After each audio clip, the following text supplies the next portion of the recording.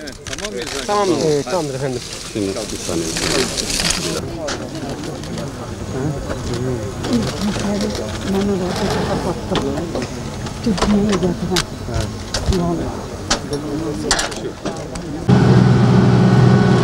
Gel abi biraz daha gel abi. Stop. Abi girmeyin.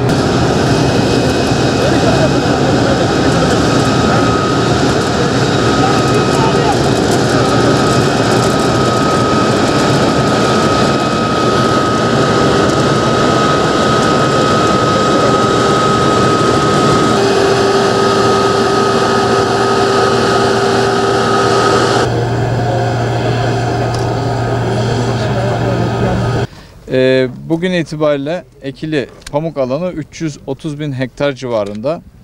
2021'de de yani biraz önce söylediğim gibi bir %27 artışla 2 milyon 250 bin ton bir ürün bekliyoruz. Son 19 yılda birim alandaki verim artışı %40. Bu özellikle tabii ki bizim bakanlığımızın enstitülerin başta TAGEM'in olmak üzere yapmış olduğu araştırmalardan ve Ar-Ge faaliyetlerinden kaynaklı olarak birim alanında aşağı yukarı bir %40 artışla 353 kilodan 494 kilograma dekarda çıktı. Buradaki verimi de sordum Bülent Ortatepe'ye. Bülent Bey de 500 kilogram civarında verim aldığını söyledi. Şanlıurfa birinci sırada. Şanlıurfa bu üretimde birinci sırada, Adana 6. sırada. Yani %7'sini üretiyor. Eskiden Adana'da daha fazla üretim vardı ama üretim sulu tarımla beraber tabii ki başka ürünlere de kaymış vaziyette.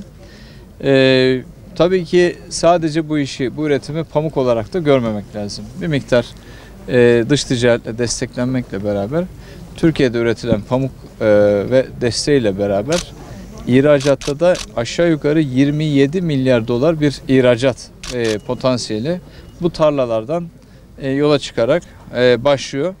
Geçen yıl dünya fiyatları 11.80 civarındaydı. Bu yıl itibariyle 20 lira civarında bir dünya fiyatıyla karşı karşıyayız.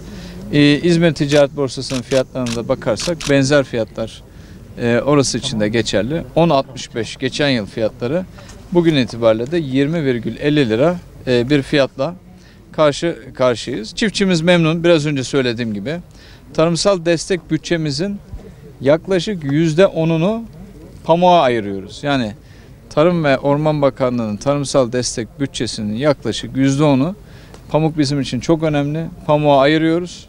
Üreticimize veriyoruz. Ayrıca 62 lira dekarda mazot desteği, 8 lira gübre desteği dekarda. Biraz önce de söylediğim gibi fark ödemesi desteğini arttırarak 1,10 lira kilogramda vermeye başladık. Ayrıca organik veya organomineral gübre desteği de kullananlar için de, yani gübresini farklı kullananlar için de bir 20 lira daha dekarda fazladan bir desteğimiz var.